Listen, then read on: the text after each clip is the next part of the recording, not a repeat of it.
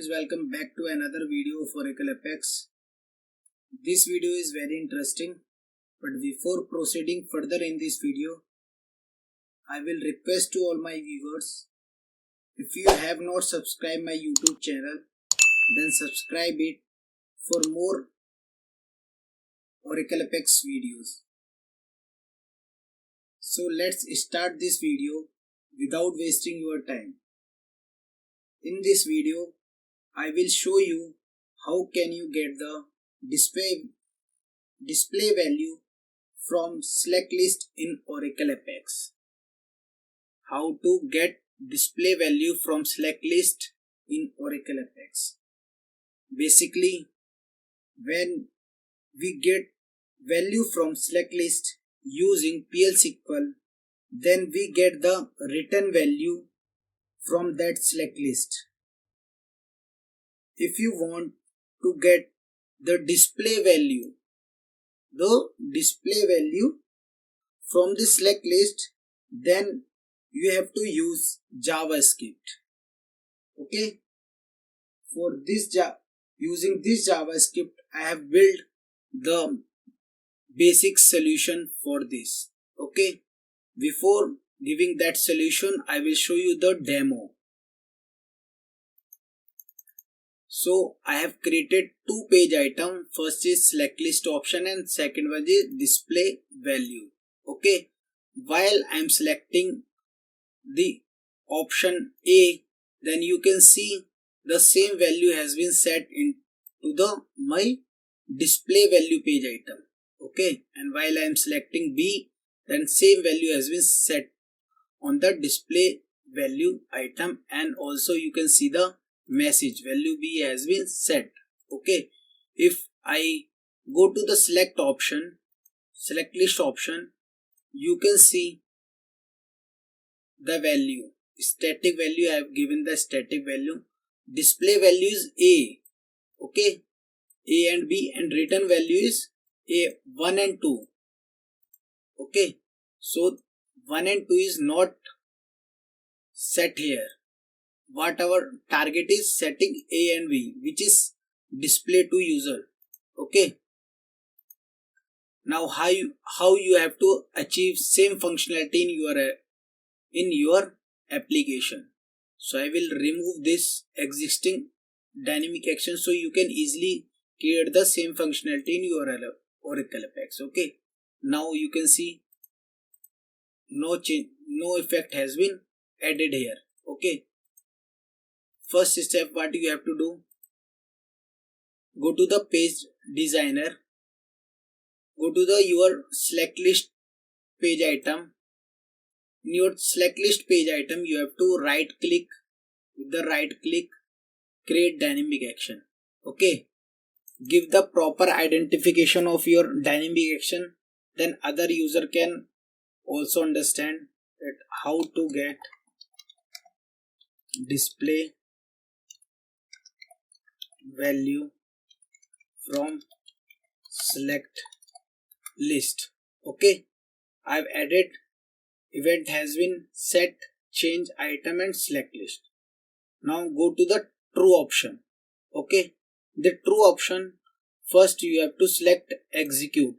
Okay, so I will open this notepad and you can see first true action, copy this code, open this code and use this.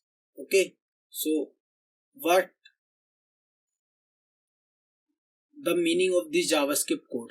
Okay, so basically what we are trying here to do, we are define a variable with the name of display selected value and assign a value of the select list option value which is selected with the help of .text function.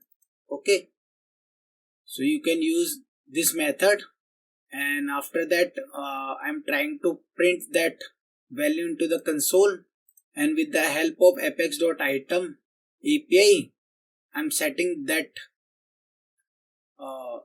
variable value into my page item. Okay, simple. Okay, and give to get display value, give the identification display value using JavaScript. Okay. Next, I will save this and run. Your job has been done. While you are selecting option A, you can see the display value. If you select V, then you can see the same value in the display value item. Okay. Now, if I am open this session state, you can see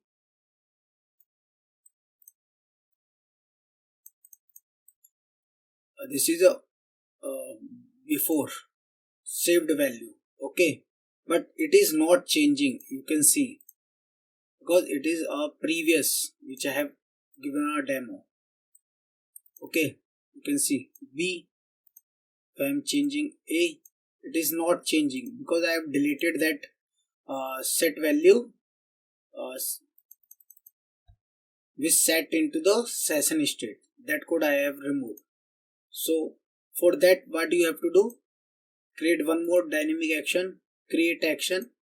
Okay, execute server side and write here set display value into session. Okay, identification, give the proper identification, and I am passing this code. Validate this code. Here I am passing my display value page item. In the item to submit, what you have to select? Display value page item. Okay. Save this and run this. You can see the effect. While I am selecting A, okay, and open view session state, you can see value change A.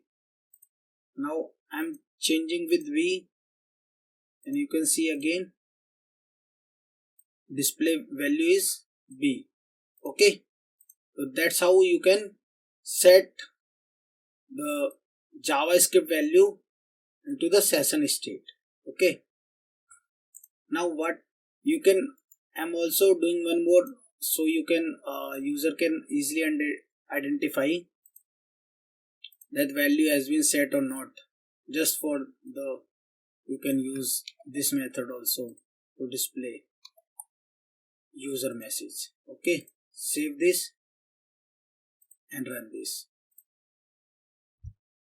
After changing any value, you can see the value A has been set, value B has been set. That's it for that code. Okay, that's it for today. If you like this video, then click on the like button. It's help us to grow, and you can also share your feedback into the comment section. Okay, thanks for watching our video. Thank you very much for watching.